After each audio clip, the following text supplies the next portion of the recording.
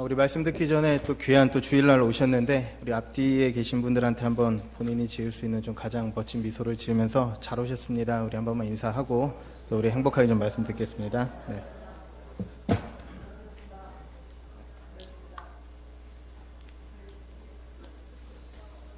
네. 오늘은 창세기 48장 12절부터 20절까지 말씀을 가지고 행동할 때, 기다릴 때, 끌려갈 때, 행동할 때, 기다릴 때, 끌려갈 때라는 제목으로 하나님 말씀 증거하도록 하겠습니다. 지난 작년 9월 12월에 우리나라 대한민국에 굉장히 큰 일이 있었습니다. 무엇이었냐면 경주에서 대지진이 일어난 일이었는데요. 멀리 계시지만 혹시 그 소식을 좀 들으셨나요? 네. 경주에서 근래 없었던 엄청나게 큰 지진이 일어났습니다.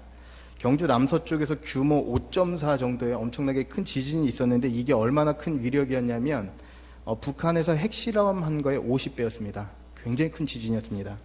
그때 제가 지금도 기억하는데 제가 그때 강남의 한 빌딩에 있었습니다. 빌딩에 있었는데 갑자기 어느 순간 막 발이 덜덜덜덜 떨리면서 건물 전체가 흔들리더라고요. 뭔가 싶었습니다. 진짜 엄청나게 큰 공사를 하는 것 같았고 지하철 이렇게 보수공사 하는 줄 알고 굉장히 좀 깜짝 놀랐습니다. 그래서 나중에 나와 보니까 지하철 공사를 하는 게 아니라 나중에 소식을 듣게 되니까 저 멀리 경주에서 지진이 일어난 거였습니다.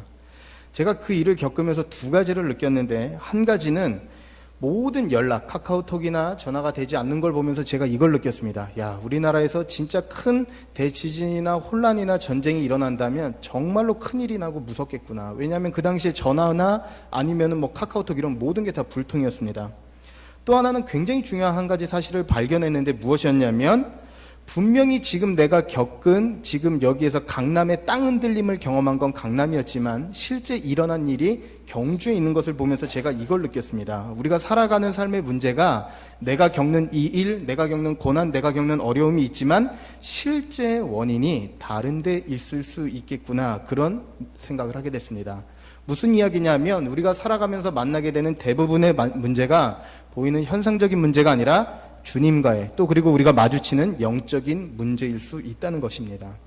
그래서 골로새서 1장 9절 말씀을 보면 바울이 골로새 교인들을 위해서 정말 간절히 한 가지를 놓고 기도합니다. 골로새 교인들이 이것만큼은 놓지 않기를 원한다 그러면서 기도를 하는 것이 골로새서 1장 9절 말씀인데 이렇게 기도를 합니다. 바울이 너희에게 신령한 지혜와 총명 그리고 하나님의 뜻을 아는 것이 있기를 원하노라. 한번 따라합시다. 하나님의 뜻을 아는 것. 이게 중요하다는 겁니다. 우리가 살면서 가장 중요한 것이 있다면 물질적 축복이나 건강적 축복이 아니라 우리가 정말 하나님 앞에 구해야 되는 것이 있다면 영적인 분별력.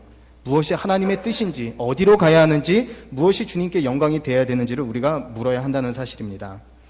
오늘 우리가 읽은 말씀을 보면 대표적으로 영적인 분별력을 가진 야곱이 나옵니다. 이제 이는 늙은 족장이었고 이제 세상을 떠나서 이제 갈 데가 얼마 남지 않은 늙은 사람이었습니다. 그런데 이제 자녀들을 축복하는 그 순간에 이 사람은 야곱은 육신의 눈은 완전히 멀어서 아무것도 보이지 않지만 영적인 분별력만은 아주 날카롭게 살아 있었습니다. 무엇이 하나님의 뜻인지 그리고 어떻게 행동해야 될지를 알았습니다. 그래서 오늘 말씀을 통해서 우리가 이 중요한 사실을 발견하기를 원하는데요. 우리가 살면서 절대로 놓치지 말아야 할, 또 우리가 성도로서 분명히 붙잡아야 할 영적인 분별력에 대한 세 가지 태도를 우리가 좀 점검하기를 원합니다. 먼저 첫 번째, 영적 분별력에 있어서 가장 중요한 첫 번째는 뭐냐면 바로 우리가 행동할 때를 잊지 말아야 된다는 겁니다. 행동할 때를. 그런데 그 행동할 때는 곧 무엇이냐면 한번 따라했으면 좋겠습니다. 기도. 우리가 기도로 행동하는 것을, 우리가 기도하는 것을 우리가 잊지 말아야 한다는 사실입니다. 이제 야곱이 늙어서 죽을 때가 가까웠습니다. 그럴 때 그 아들 요셉이 그들의 또 아들인 므낫세와 에브라임을 데리고 합니다. 축복받는 것이 가장 큰 전통이었기 때문에 이 두 아들을 데리고 와서 아버님, 제 아들을 축복해 주십시오. 그렇게 데리고 왔습니다. 첫째 아들은 므낫세였고 두 번째 아들이 에브라임이었습니다. 당시의 전통과 규례대로 본다면 첫째 아들을 축복하고 또한 두 번째 아들에게는 복을 조금 주는 것이 당시의 문화였습니다. 그렇기 때문에 아까 우리가 읽은 대로 좀 어려운 표현이었지만 우수를, 오른쪽 손을 장남에, 또 그리고 왼손을 차자의 손에 얹어서 복을 다르게 주는 것이 당시의 문화였습니다. 그런데 참 특이하게도 이 야곱이 앞이 보이지 않아요. 눈이 보이지 않는 상황인데도 손을 엇갈려서 그 둘을 축복하는 장면이 바로 오늘의 말씀입니다. 그런데 요셉이 아버님 잘못 손을 얹으셨습니다. 바꾸셔야 됩니다. 그렇게 이야기하자 이제 오늘 말씀을 보니까 야곱이 19절 말씀을 보니까 이렇게 이야기를 합니다. 19절 말씀인데요. 제가 한번 읽도록 하겠습니다. 아비가 허락지 아니하여 가로되 나도 안다. 내 아들아 나도 안다. 그도 한 족속이 되며 그도 크게 되려니와 그 아우가 그보다 큰 자가 되고 그 자손이 여러 민족을 이루리라 하고 오늘 두 번이나 강조하면서 무엇이라고 얘기하냐면 내가 안다. 나도 안다. 나도 안다. 두 번이나 강조하고 있다는 사실입니다. 이렇게 야곱이 분명히 보이지도 않음에도 불구하고 분명한 분별력을 가질 수 있었던 것, 내가 안다 말할 수 있었던 것은 중요하게도 오늘 말씀 15절에 그 이유가 나와 있습니다. 15절 말씀인데요. 제가 한번 읽어보도록 하겠습니다. 그가 요셉을 위하여 축복하여 가로되 내 조부 아브라함과 아버지 이삭에 섬기던 하나님, 나의 남으로부터 지금까지 나를 기르신 하나님.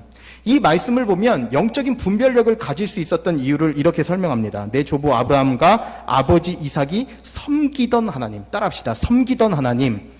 여기서 말하던 섬기던 하나님이라는 뜻은 뭐냐면 같이 걷던 하나님이라는 뜻이에요.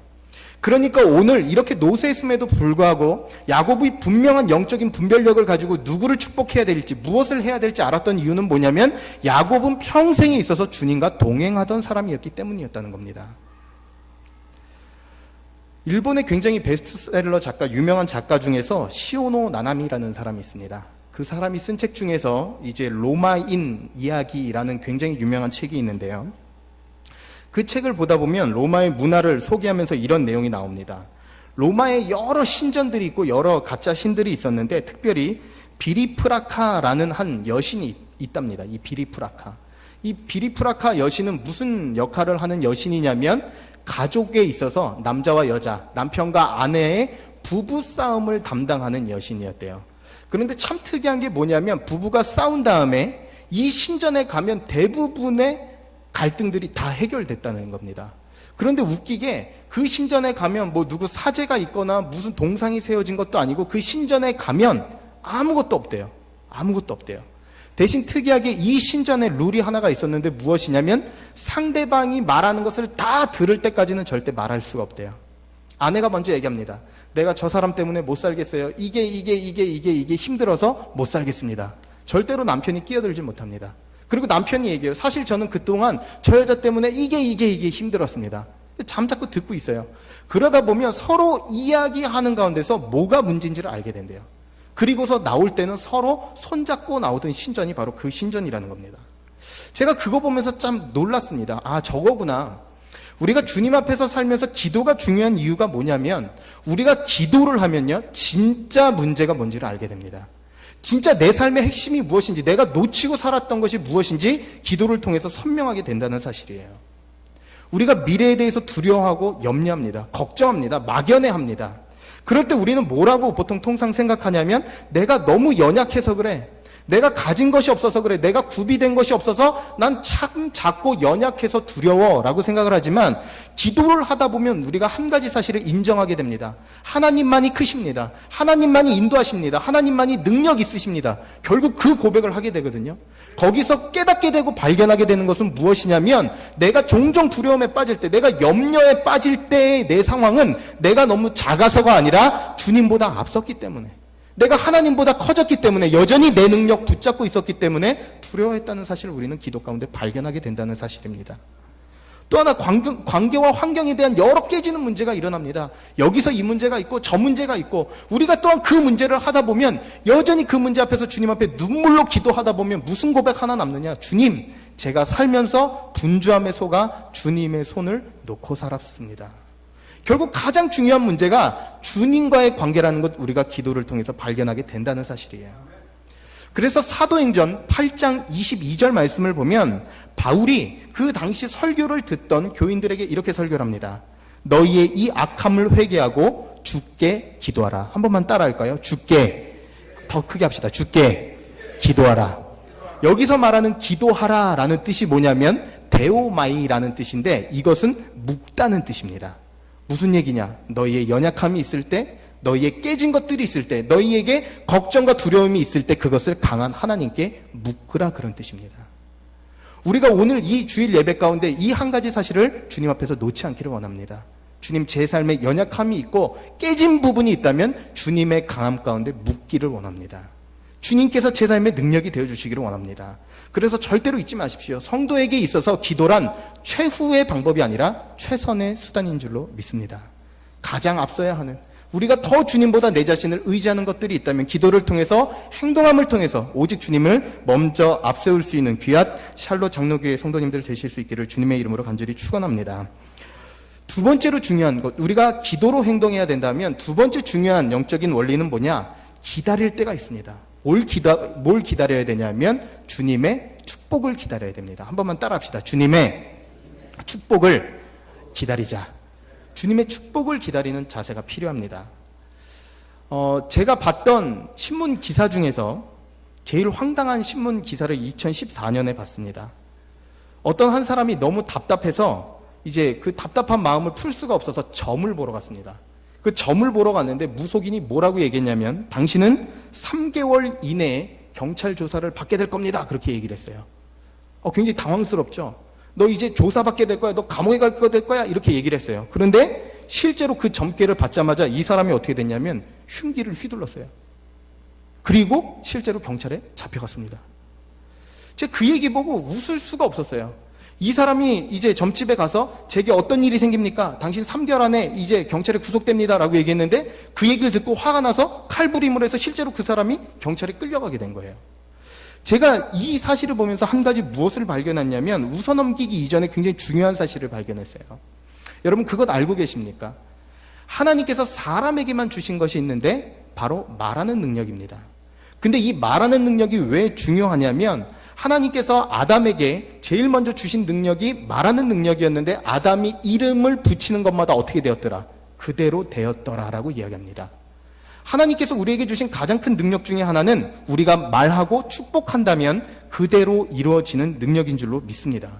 그래서 말에는 힘이 있고요, 말에는 미래를 창조할 수 있고, 말에는 내 삶을 바꿀 수 있는 능력이 있다는 사실입니다.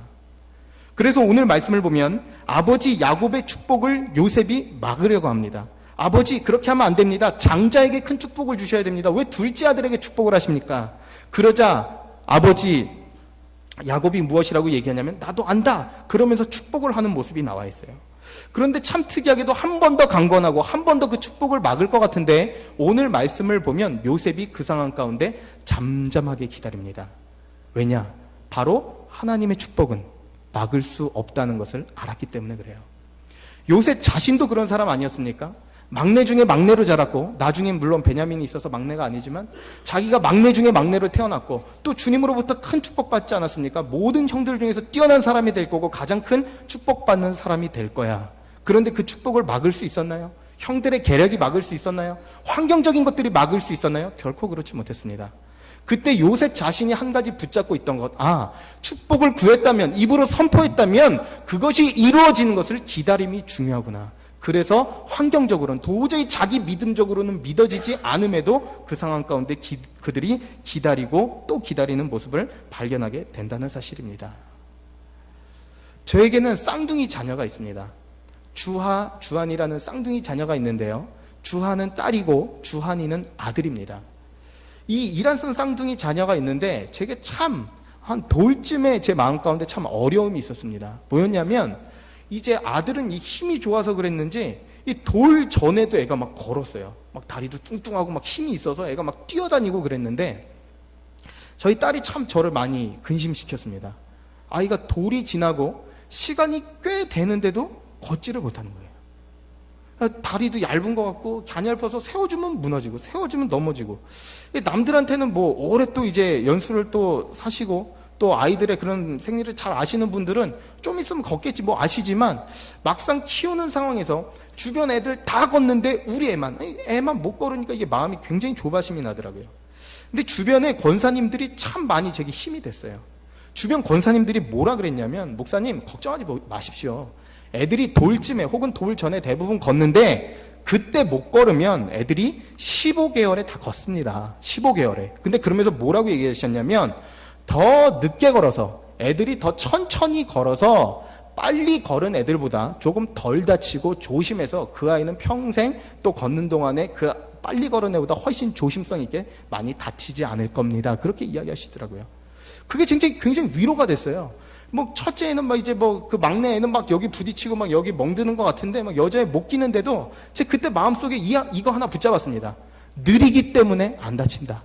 느리기 때문에 안전하다. 느리기 때문에 얘는 더 강건하다. 제가 계속 볼 때마다 그랬거든요. 그런데 정말 기가 막히게도 15개월 되니까 딱 걷더라고요. 그리고 그 막내 애가 여기서 부딪히고 여기 깨지고 올 때 걔는 안 다치고 와요. 제가 그때 하나 느꼈습니다. 아, 얘는 그때 15개월이 돼서 걸을 때가 돼서 걷는 게 아니라 얘는 주변의 축복 때문에 걸었구나. 제가 그때 느꼈어요. 우리가 살면서도 여러분 제일 중요한 것이 뭐냐면 이렇게 입으로 선포하는 건데 우리가 축복하는 게 참 쉽지가 않습니다. 우리는 축복보다 저주가 쉽게 나오고 원망이 너무나 쉽게 많이 나올 때가 많아요. 그렇죠? 축복하고 기다리지를 못할 때가 종종 많다는 겁니다. 그 이유는 뭐냐면 바로 우리 안에 가장 큰 문제가 있기 때문에 그래요. 바로 뭐냐면 자기 거부라는 문제입니다. 자기 거부. 여러분 자기 거부 알고 계세요? 내가 싫은 것, 내가 초라한 것, 내가 비참한 것, 내가 그때 그랬어야 됐는데 내가 너 또 그럴 줄 알았어, 넌 이거밖에 안 되는 사람이야 라는 자기 거부가 우리가 우리 자신을 향해서 하나님의 축복을 선포하지 못하게 할 뿐만 아니라 또 어떻게 해요? 다른 사람에게 우리가 축복을 흘려보내지 못하게 하는 가장 큰 문제라는 거예요.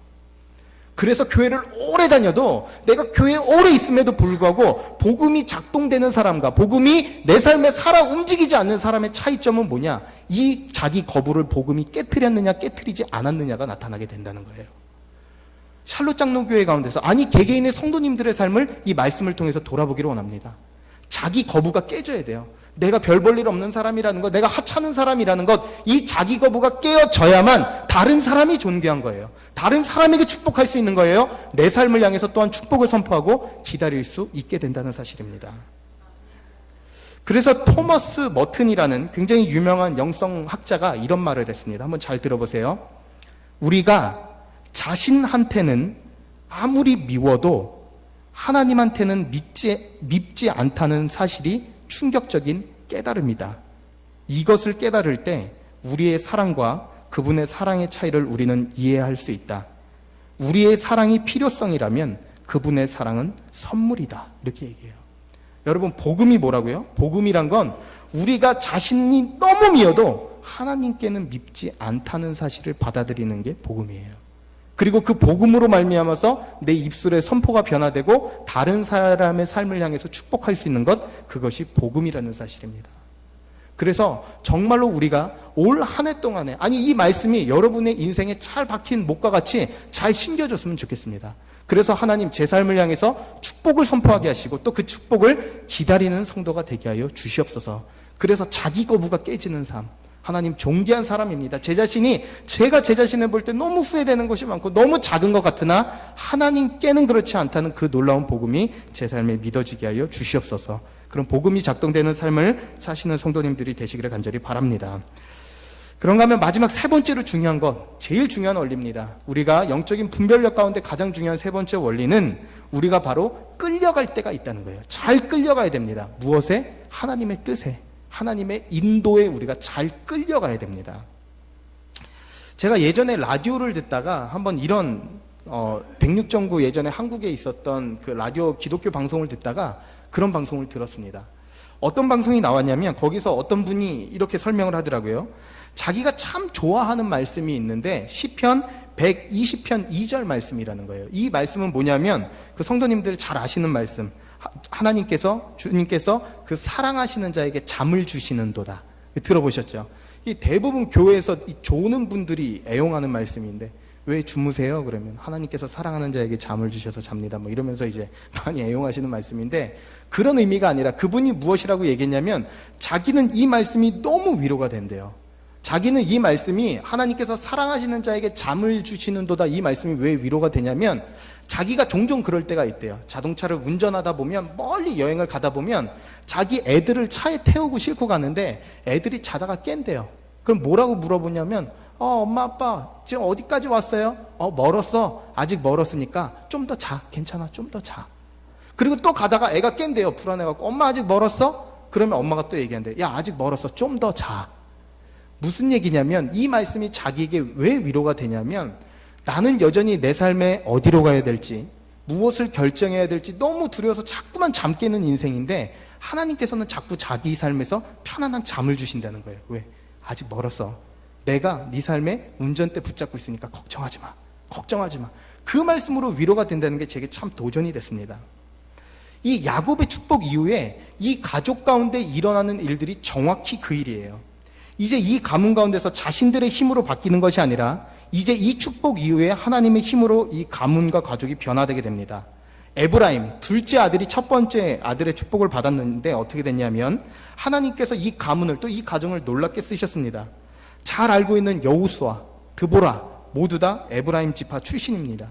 뿐만 아니라 나중에 유다와 이스라엘이 갈라질 때 나머지 10지파 이름을 무엇이라고 불렀습니까? 에브라임이라고 불렀죠. 그 대표격으로 쓰임받을 정도로 굉장히 놀랍게 쓰임받게 됐다는 거예요.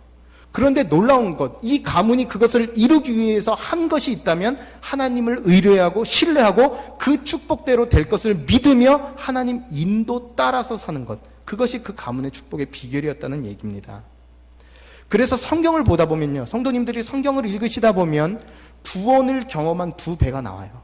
어떤 배와 어떤 배가 주님의 도우심으로 구원을 얻었습니까? 하나는 노아의 방주, 또 하나는 그 옛날 모세가 실렸던 갈대 상자. 그쵸? 그 두 배만이 성경을 보다 보면 구원을 경험한 배입니다. 근데 참 특이하게도 우리가 볼 때는 분명히 노아의 뭐라고 부르죠? 노아의 방주. 그리고 모세가 탔던 그 작은 배를 뭐라고 부르죠? 갈대 상자. 그렇게 불러요. 그런데 원래 원문으로 보면 같은 단어입니다. 둘 다 같은 뜻이에요. 그 같은 뜻이 뭐냐면 테바라는 단어입니다. 테바. 이 테바는 뭐냐면요, 방향키가 없는 배, 방향을 결정할 능력이 없는 배가 테바예요. 그런데 성경을 보다 보니까 노아의 방주가 그랬고 모세가 실렸던 그 갈대 상자도 똑같은 테바인데 둘 다 뭐가 없었냐면 방향을 결정하는 키가 없었다는 거예요. 어디서 멈춰요? 하나님이 멈추는 곳에서. 어디까지 갑니까? 하나님이 보내시는 곳까지. 우리 인생이 내 인생이 아무리 주도적으로 이뤘고 아무리 앞날에 대해서 분명한 계획이 있어서 내 인생은 배야, 내 인생은 내가 붙잡은 대로 이 키대로 가는 배야 라고 생각하지만 결국 끝끝내 고백하게 되는 것, 우리는 테바 인생입니다. 우리 인생에 키가 없어요. 하나님께서 인도하시는 대로. 또 지난 날을 돌아볼 때 계획대로 된 것보다 주님 뜻대로 된 것이 훨씬 더 많음을 고백할 수밖에 없습니다. 그래서 우리가 자꾸만 살면서 하나님 앞에서 끝끝내 연습해야 되는 거. 하나님, 제가 제 인생에 키를 잡지 않기를 원합니다. 제 인생의 방향을 제가 잡는 것이 아니라 잘 주님 앞에 태바 인생 되게 해주셔서 주님 앞에 인도함 받는, 주님께서 보내시는 곳까지 가는 그런 성도의 삶을 우리가 살아야 되는 줄로 믿습니다. 오늘 이 이야기로 오늘 좀 말씀을 좀 마치려고 합니다. 좀 아픈 고백이기도 하지만 제게는 누나가 있습니다. 누나가 있고 누나와 결혼한 누나 남편 또 매형이 있습니다. 몇 년 전에 결혼을 했고요. 굉장히 안정된 직장에서 별 걱정 없이 누가 봐도 안정적인 중산층의 삶을 사는 그런 안정된 가정이었습니다. 근데 몇 년 전에 참 어려운 문제가 생겼는데 하나님께서 자녀를 주셨는데 이 경계선적인 장애를 가진 아이가 태어났습니다. 분명히 장애는 아닌 것 같은데 또 일반 생활은 좀 어려워요. 또 일반 생활을 했으면 좋겠는데 또 이쪽하고 가까운 것 같고 참 마음이 아프고 몇 년 동안에 그거에 대해서 눈물로 기도하면서 이 가정이 참 힘든 시절을 지났습니다. 그런데 문제는 뭐냐면 굉장히 안정된 직장이었고 굉장히 고소득 직장이었고 남들이 봐도 참 별 걱정 없이 사는 참 좋은 직장을 다니고 있었는데 문제는 이 딸의 상황을 볼 때 이 딸이 정서적 안정이 굉장히 중요해서 아빠가 시간을 참 많이 보내줘야 하는 것이 필요한 상황이었던 거예요. 그래서 이제 고민을 하다가 자꾸 출장이 있고 자주 외국으로 날 일이 너무 많은데 이제 아이가 그렇다 보니까 이제 30 후반쯤에 그 뒤늦은 나이에 이제 이직을 준비하기 시작했습니다. 배운 거는 없는데 그냥 연관된 게 회계 쪽이라서 그쪽을 이제 열심히 공부를 해서 이제 남들이 볼 때 도저히 이해가 안 가는 결정을 했어요. 아니 그렇게 고소득 직장에서 애 때문에 그게 가는 게 말이 되나 이렇게 생각을 할 정도로 이제 이직을 하고 가정에 좀 더 많은 시간을 쏟고 이제 그렇게 가정 생활을 보냈습니다. 그리고 제가 얼마 전에 굉장히 좀 깜짝 놀랐습니다. 여러분 뭐 미국에 계셔서 한국 상황은 뭐 잘 모르실 수 있겠지만 지금 한국에 굉장히 어려운 것 중에 하나가 지금 조선업, 해운 사업이 굉장히 어렵습니다. 들으셨습니까 얘기를? 네, 너무너무 어렵고 뭐 배 하나 수주하는데 뭐 세계적인 굴지 뭐 기업들이 다 무너져서 뭐 세계 1위에 뭐 배 만드는 거는 뭐 이미 뺏긴 지 오래고 굉장히 많이 추락을 해서 뭐 거제도 이런 근처에 있었던 거기에 있는 회사들이 문을 다 닫기 시작했어요. 그 돌풍을 이제 회오리를 지났는데 이제 저희 누나하고 뉴스를 보다가 이제 그런 얘기가 나왔어요. 근데 누나가 보면서 그냥 저한테 무심코 툭 얘기를 하더라고요. 아유, 사모님 큰일 날 뻔했다. 왜요, 누나? 우리 저번에 남편 직장이 저기였잖아, 저기. 거기였잖아, 거기. 그 배 만드는 그 사업부서 거기였잖아. 그 얘기를 하더라고요. 그러면서 제가 뭘 느꼈냐면 거기에서 지금 한창 막 구조조정이 일어나고 나중에 알고 보니까 그 자기 일했던 팀원들이 다 이제 뭐 정리해고되고 뭐 권고해고되고 막 뿔뿔이 흩어졌는데 몇 년 전에 본인만 잘 나와서 지금 고기를 잘 또 꾸려가고 있는 거예요. 거기에 있었던 분들이 뭐 어려운 일을 겪은 분들이 믿음이 없다 그 얘기를 하고 싶은 게 아니라 이분들만 축복을 받았다 그런 얘기를 하고 싶은 게 아니에요. 뭘 얘기를 하고 싶은 거냐면 그분들이 그 상황을 직면했을 때 어디로 가는지 무슨 상황이 펼쳐지는지도 모르는데 그저 끌려갔어요. 그저 주님께서 내가 왜 여기를 내려놔야 되는지 내게 왜 이런 일이 있어야 되는지 다 설명돼서 알아서 간 게 아니라 믿음으로 갔어요. 그런데 거기에 하나님께서 열어주시는 길들이 있었다는 사실입니다. 그래서 저희 누나의 고백을 제가 잊을 수가 없어요. 누나 어떻게 그걸 대비했어? 어떻게 알았어? 어쩌다 여기 왔네 라고 얘기했어요. 근데 제게는 뭐라고 들렸냐면 주님 인도 때문에 여기 있네 그렇게 들렸어요. 제게는. 이게 우리의 고백이 됐으면 좋겠습니다. 앞날에 대한 막연함이 있고 또 어떤 계획하는 것들이 어떻게 맡기고 어떤 염려가 있는지는 잘 모르겠지만 한 가지 사실을 붙잡았으면 좋겠습니다. 내 계획대로는 보이지 않는 것 같고 내 뜻대로는 안 되는 것 같은데 한 가지 성도라면 붙잡아야 됩니다. 주님 뜻대로 최선의 결과가 그것 가운데 있게 될 것입니다. 그래서 우리 삶 가운데서 주님께서 우리를 이끌어 주셔서 길이 없는 것 가운데서도 길이 생기며 또 가능성 없는 것 가운데서도 하나님의 가능성이 우리의 능력이 됨을 믿고 살아갈 수 있는 귀한 성도님들 되시기를 주님의 이름으로 간절히